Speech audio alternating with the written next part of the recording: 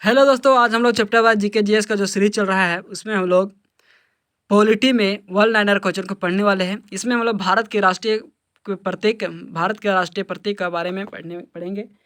तो चलिए शुरू करते हैं। भारत का राष्ट्रीय प्रतीक सारनाथ स्थित अशोक के सिंह स्तंभ के शीर्ष भाग की अनुकृति है। ठीक है, भारत का राष्ट्रीय प्रतीक सारनाथ स्थित अशोक के सिंह स्तंभ के शीर्ष का भाग अनुकृति है। ठीक है, भारत सरकार ने इसे 26 जनवरी 1950 को अपनाया था।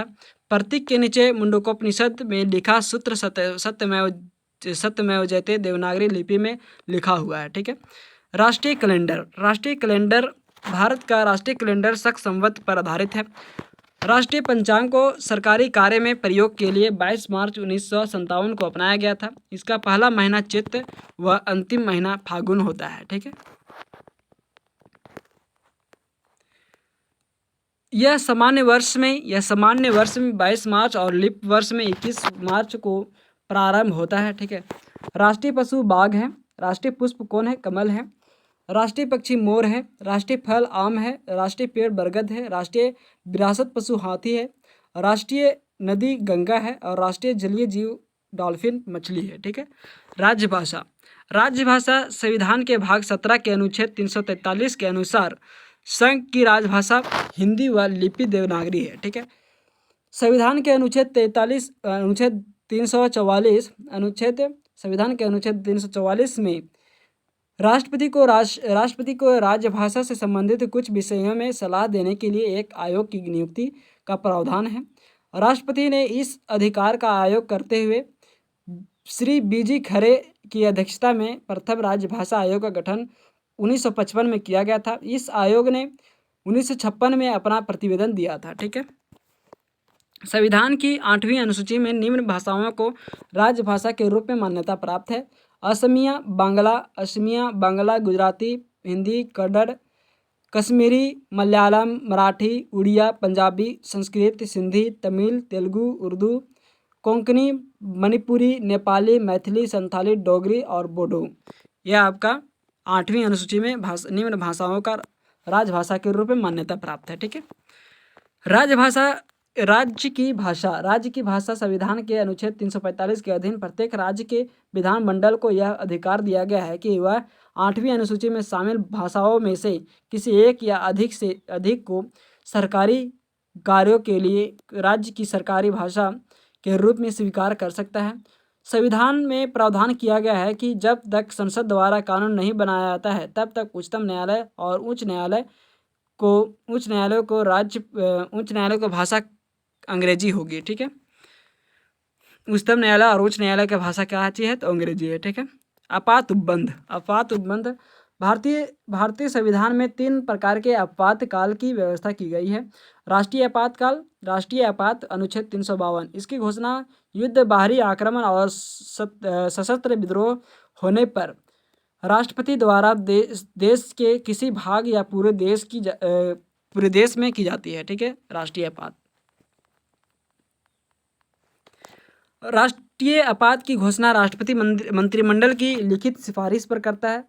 राष्ट्रीय आपात की घोषणा को न्यायालय में प्रश्नगत किया जा सकता है। ठीक है, राष्ट्रीय आपात के समय हमारे मूल अधिकार निलंबित हो जाते हैं, परंतु अपराध के लिए दोष सिद्धि के संबंध में संरक्षण का अधिकार अनुच्छेद 20 तथा प्राण और दैहिक स्वतंत्रता का अधिकार अनुच्छेद 21 आपातकाल में प्रभावी रहते हैं। ठीक है, राष्ट्रपति द्वारा आपात की घोषणा 1 माह तक जारी रहती है। राष्ट्रपति द्वारा राष्ट्रीय आपात की घोषणा 1 माह तक जारी रहती है। यदि संसद इसे 2/3 बहुमत से पारित कर दे तो यह 6 माह और बढ़ाई जा सकती है। 6 माह और बढ़ाई जा सकती है। ठीक है, आपातकाल में लोकसभा का कार्यकाल कितना होता है? 1 वर्ष तक बढ़ाया जा सकता है। ठीक है, सबसे पहले आपातकाल 26 अक्टूबर 1962 को जब चीन ने भारत पर आक्रमण किया था तब लगाया गया था। ठीक है, दूसरी बार आपातकाल पाकिस्तान के युद्ध के समय 3 दिसंबर 1971 को लगाया गया था। ठीक है, और तीसरी बार आपका राष्ट्रीय आपातकाल आंतरिक गड़बड़ी के कारण 26 जून 1975 को लगाया गया था। ठीक है, राज्यों में राष्ट्रपति शासन अनुच्छेद 356। राज्यों में राष्ट्रपति शासन अनुच्छेद 356। यदि किसी राज्य का शासन संविधान के अनुच्छेद यदि किसी राज्य का शासन संविधान के अनुसार नहीं चल रहा है तो राष्ट्रपति उस राज्य के शासन को अपने हाथों में ले लेता है। ठीक है। राज्यों में आपातकाल की अवधि 2 माह की होती है। इससे अधिक के समय के लिए संसद से अनुमति लेनी पड़ती है, तब यह 6 माह की जा सकती है। ठीक है। राज्यों में आपातकाल की अवधि अधिकतम 3 साल तक होती है। ठीक है। इससे अधिक के लिए संविधान में संशोधन करना पड़ेगा। सबसे पहले 1951 में पंजाब में राष्ट्रपति शासन लगाया गया था। ठीक है। सर्वाधिक समय तक ऐसा आपातकाल जम्मू कश्मीर में लगाया था। ठीक है। वित्तीय आपातकाल 360। यह अनुच्छेद 360 वित्तीय आपातकाल। यह आपातकाल तब लगाया जाता है जब राष्ट्रपति को ऐसा विश्वास हो जाए कि देश की वित्तीय साख खतरे में है। ठीक है। वित्तीय आपातकाल की घोषणा को 2 महीने के भीतर संसद के दोनों सदनों से स्वीकृति करना आवश्यक होता है। ठीक है। इस आपातकाल की अधिकतम सीमा निर्धारित नहीं की गई है तथा यह भारत में अभी तक एक बार भी नहीं लगा है। ठीक है। वित्तीय आपातकाल अभी तक भारत में एक बार भी नहीं लगा है। ठीक है। प्रमुख संविधान संशोधन प्रथम संविधान संशोधन 1951। इस संविधान संशोधन में 9वीं अनुसूची जोड़ी गई थी। 7वां संविधान संशोधन 1956। इस संविधान द्वारा भाषाई आधार पर राज्यों को पुनर्गठन किया गया था। ठीक है। 12वां संविधान संशोधन 1962। पुर्तगाली आधिपत्य वाले गोवा दमन द्वीप को भारत का अंग बना लिया गया था। 14वां संविधान संशोधन 1962। फ्रांसीसी आधिपत्य वाले पुडुचेरी को भारत का अंग बना लिया गया था। ठीक है। 24वां संविधान संशोधन 1971। संसद को मौलिक अधिकारों सहित संविधान के किसी भी भाग में संशोधन को अधिकार दिया गया है। ठीक है। 26वां संविधान संशोधन 1971। राजाओं के परिवर्ष और विशेषाधिकार समाप्त है। 27वां संविधान संशोधन 1971। पूर्वोत्तर राज्यों का पुनर्गठन है। ठीक है। 31वां संविधान संशोधन 1973। लोकसभा की 525 सदस्य संख्या को बढ़ाकर 545 कर दिया तथा केंद्र शासित प्रदेशों का प्रतिनिधित्व 25 से घटाकर 20 कर दिया गया। ठीक है। 20वां संविधान संशोधन 1947। सिक्किम को सहराज्य के रूप में भारत में शामिल किया गया। ठीक है। 42वां संविधान संशोधन 1976। इस संशोधन से संविधान से प्रस्तावना में समाजवादी, धर्मनिरपेक्ष एवं एकता, अखंडता सब जोड़े गए हैं। ठीक है। नीति निर्देशक तत्वों को मूल अधिकारों का सर्वोच्चता दी गई है। ठीक है। संविधान के भाग 4 के क में मौलिक कर्तव्य जोड़े गए हैं। लोकसभा व विधानसभा के कार्यकाल को 5 वर्षों से 6 वर्ष किया गया है। ठीक है। इसके द्वारा वन संपदा, शिक्षा व जनसंख्या नियंत्रण आदि विषयों को राज्य सूची में समवर्ती सूची में लाया गया है। ठीक है। 44वां संविधान संशोधन 1978। इसके द्वारा संपत्ति के अधिकार को मौलिक अधिकार से हटाकर कानूनी अधिकार बना दिया गया है। ठीक है। लोकसभा व विधानसभा का कार्यकाल पुनः 6 वर्ष से 5 वर्ष किया गया था। ठीक है। 52वां संविधान संशोधन 1985। दल बदल विरोधी प्रावधान अनुसूची 10 में जोड़ी गई है। ठीक है।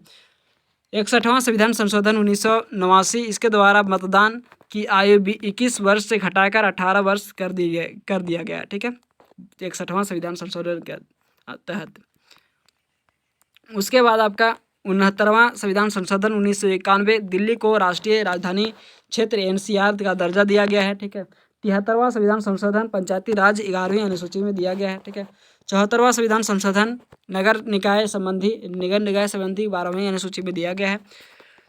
84वां संविधान संशोधन 2001। लोकसभा तथा विधानसभाओं की सीटों की संख्या 2026 तक कोई परिवर्तन नहीं करने का प्रावधान दिया गया है। ठीक है। 86वां संविधान संशोधन 2002। 6 से 14 वर्ष के बच्चों को निःशुल्क व अनिवार्य शिक्षा होगा। 92वां संविधान संशोधन 2003।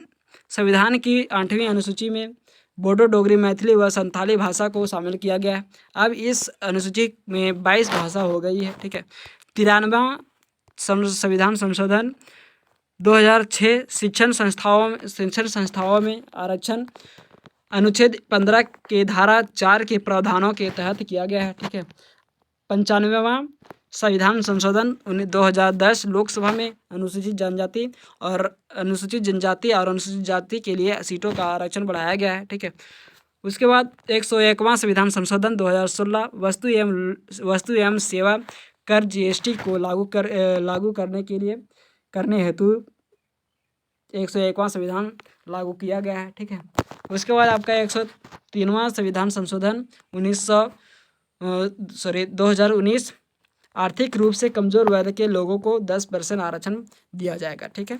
धन्यवाद दोस्तों। ऐसे ही वीडियो का अपडेट पाने के लिए सब्सक्राइब करें हमारे चैनल एनी टाइम अपडेट को, लाइक एंड शेयर करें। धन्यवाद।